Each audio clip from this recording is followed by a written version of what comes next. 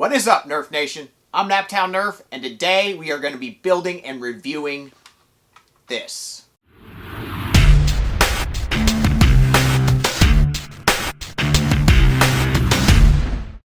Today we are going to be building a PAB, or PAB. That's what he's named it. It's basically a really cool looking Talon Claw, which is a shortened version of the Caliburn. And I absolutely love my Talon Claw that I did, and I said at the end of that video that I really wished it had a stock, and I also wished that it looked a little more tactical, you know, kind of like you can do with the Caliburn, customize it, and Lawson has done that. And these files are all available on Thingiverse, so you can print these all out on your own. And he actually has two different versions, one that uses the Caliburn hardware and another one that uses hardware that you can more easily get, you know, throughout the world, and uses long shot springs. We are actually going to be doing the K26 version that is using Caliburn hardware, since I have all of that on hand. And yes, we are doing a new color scheme. I don't have a name for this color scheme, but these are both atomic filaments, and I've absolutely had an amazing time using them. They have worked flawlessly. I've had absolutely no issues with the filament, and they've printed very well.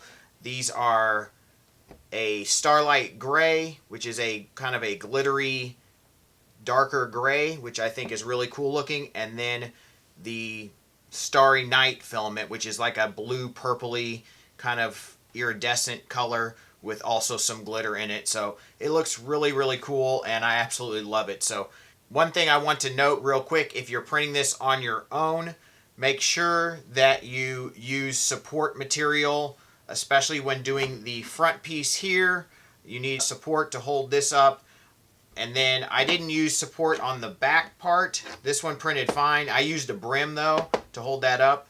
And then you also need to print two of these guys, which is the thing that actually holds the two pieces together.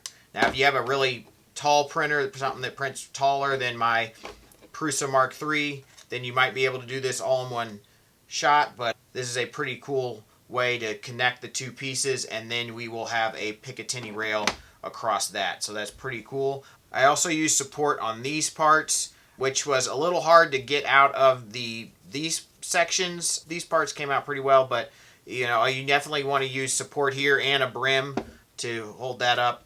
So that was useful. And then I used support from the base on this part, and that seemed to work really well. You definitely need to have support around here and underneath these parts, or it will not print well. So some of the things were not really described super in detail on his Thingiverse page, but that was pretty much it that I needed to do support for that I can think of. I think I also used support on this, and I printed this direction. That's the other thing, is pretty much everything that you put into your slicer is going to be oriented the wrong way, so you kind of need to have an idea of how to print things, you know. So this I printed this direction, this I printed this way. I think these were oriented the right direction when you put them in your slicer. And then with the barrel cover, you actually need to print a fourth piece that's 15% the length of this, or you could print one of these 15% longer, I guess. I had already did this before I realized that I needed a little bit more, so I just printed another piece that was 15% the length of that. And I think that's it. So let's just go ahead and jump right into this thing. I've already modified all my hardware, so if you're interested on how to do that, definitely look at my last video on the Talon Claw build. I'll put it above. That should be very helpful for you if you're wanting to know how and how much to remove from your parts. So let's go ahead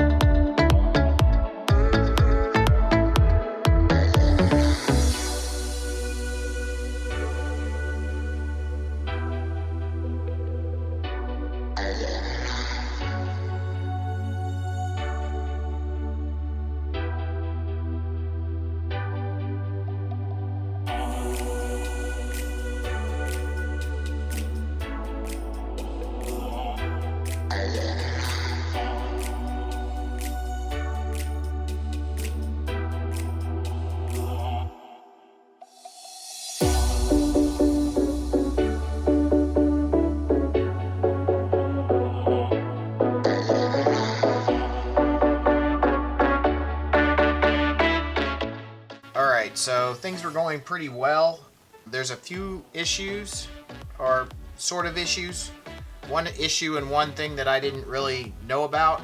So the priming arms on the original Talon Claw need to be this length, but on this version, it still works having it this length, but you could obviously extend them longer, probably at least an inch and an eighth, it looks like. So they could be an inch and an eighth longer. So I would still recommend printing this guy out, which is on the original Talon Claw files, and then just making a new hole right here if you want it that long, obviously, or anywhere in between that, and this should work. And then drilling a hole there so you can screw into that, and then you can still have a nice guide to drill a straight hole through. So I may actually do a new set of bars for this just so it looks a little bit better. I mean, I don't mind it. This length is nice. I mean, but that's really not that much of a difference. 1 inch is really not that big a deal. It's just going to look a lot nicer when this is fully extended to this rail. So I'm going to go replace these bars and finish up the build.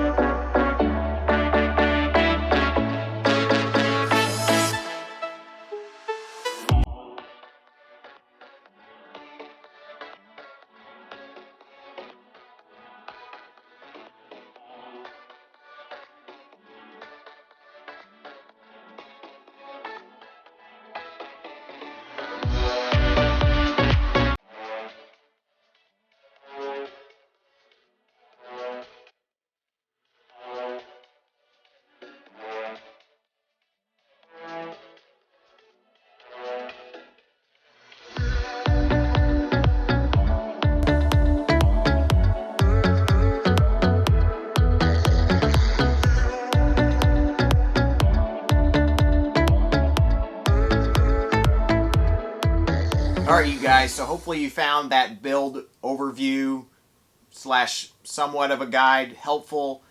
This was somewhat tricky, not really, but there's some things that I had to figure out because there was no directions or guide to build this. Obviously the internals are basically the exact same as the Talon Claw, or before that the Caliburn. Obviously I used Caliburn parts and then modified them shorter like I did with my Talon Claw build, and if you're interested in building this, I definitely would refer to that video along with this one. There are a few changes though, and if you missed the build video or you skipped through that part, one of the most important changes is if you want this priming bar all the way forward like it is here, you need to extend those bars 1 1/8 inches, or at least that's the maximum you can extend it. But it does look better in my opinion when it is extended that far. So that's something to note. It does work if you keep it the same length as the Talon Claw, but it doesn't look very good in my opinion. This is a little bit bigger of a blaster because of that, I guess, than the Talon Claw, and obviously we've added a stock, so that adds some length, but the stock is awesome. I so love this carbon fiber tubing. I think that is just a really nice touch, and since we had it back here, I had to go ahead and add it up front here, and I just think that looks awesome. It's going to be hard not to do that on all of my Caliburns and Talon Claws and PABs. So that's pretty sweet. I just love how this turned out. Really like this new filament from Atomic that I'm using. It printed great. I had no issues printing with this, so that was awesome. And it has a really nice sheen and look to it, so hopefully you can get a good look at that. This thing is hitting 200 FPS, the same as the Talon Claw, so that's awesome. It's important to do that perfect length K26, I believe, to get that kind of performance.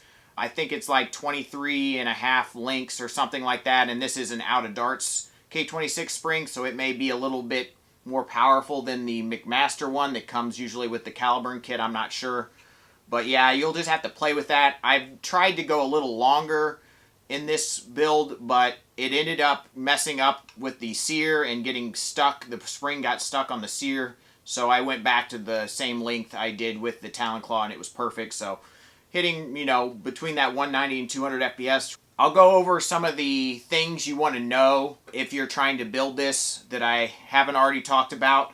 One of the things that I did that I didn't show in the video is I ended up actually epoxying these Picatinny rails onto the shroud here from Argus.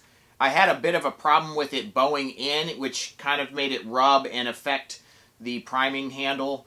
So you really want to make sure those are really straight. I probably would recommend not gluing on that inside part first, or when you're doing that, really make sure it's straight. I would go ahead and attach or at least try screwing down the Picatinny rail first to make sure that doesn't make it bow.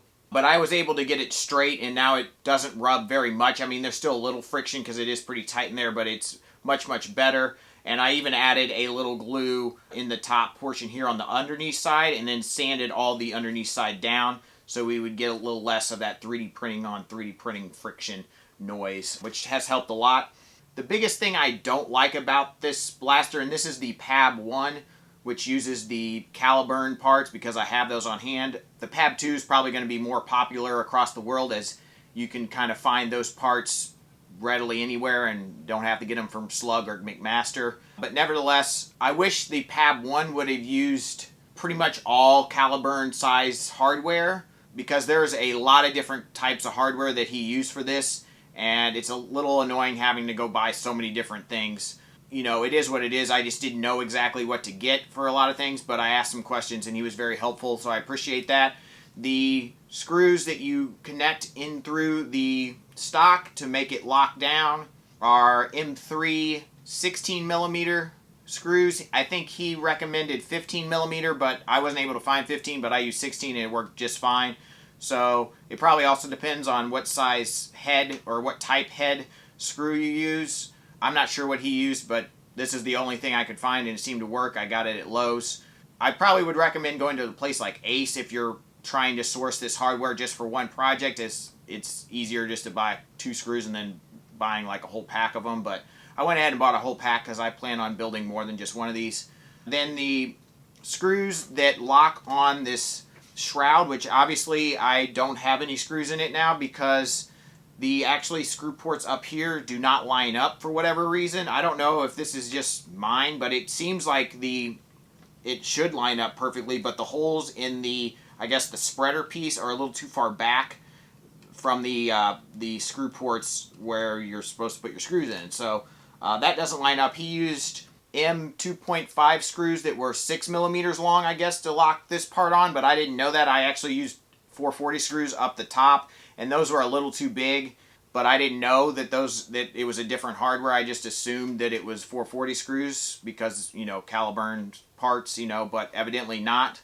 The screw port on the bottom, though, was even too big for a 440 screw, and it would have to be a lot shorter of a 3/8 440 screw. So, with the 6mm that he was using, obviously it's a lot shorter. This isn't structural, so it just has to lock on, but yeah, unfortunately the front holes don't line up, so a friend of mine may be playing with that, and maybe Lawson himself can play with that and, adapt those files. I don't know if his lined up or not, or why mine aren't lining up, but I can't see a reason that it would be any different given the fact that the, handle and grip, whatnot, is the length it is, and everything seems to line up really well. So I ended up actually changing out the hardware on the Argus part, and these are M5 screws, mostly 10mm, except for the ones in front are 20mm. And I like the silver ones were just really big and just not great looking that I got from Lowe's. So I went ahead and got some off of Amazon. I'll put links to all the hardware that I used and where I found it in the description box below. Also, I've been using only stainless steel 440 screws for my recent builds, like Caliburn, PAB, Talon Claw, and those are so much better than the ones that Slug sells. They just don't strip out. They are just way better quality, and they're not that expensive to get like 100 of them off of Amazon. So really would recommend using those for any of your Caliburn like builds. These iron sights I found, I think it was, I can't remember who it was on Thingiverse that put these up. Maybe Spectre, or I can't remember, but I'll have that file also. All the files that I used will be down in the description. Some of the things did come from the Talon Claw. Like I used the Talon Claw mag weld with the no logo just because I like the look of that. And then the piece that is the Ryan tube, which is from like the old version of the Caliburn. You need that for this. You need this for you need that for the Talon Claw, and they don't put those files in with the Thingiverse PAB file. So you need to go back to the Caliburn files in the Thingiverse page, and then go to old files to find that Ryan tube. I'll try to get that link separate and put it in the description box below, because it is a little bit hard to go through all the files and figure out what you need and what you don't need and all that. Like the grip cover part, whatever this is called, is also like not part of the files. I use the Esper trigger guard here, which I like a lot because it's thicker. This is a modified AFG from Slug that Gabriel Go did, and I like it a lot. It fits it really nicely, and so you have to get, you can print that off of his, I think it's on his Doom Shroud Talon Claw Thingiverse, page, and then you can get the middle spacer from Slug himself that goes inside. It works really well, I think, with this blaster. Obviously, the suppressor part is also from Slug. I think it looks pretty good with this. It looks good without it also, and it makes it super accurate. I really do like this Scar suppressor barrel a lot. It's really, really cool. As far as size goes, like I said, this is a bit longer because of the extended, I guess, shroud and priming bars.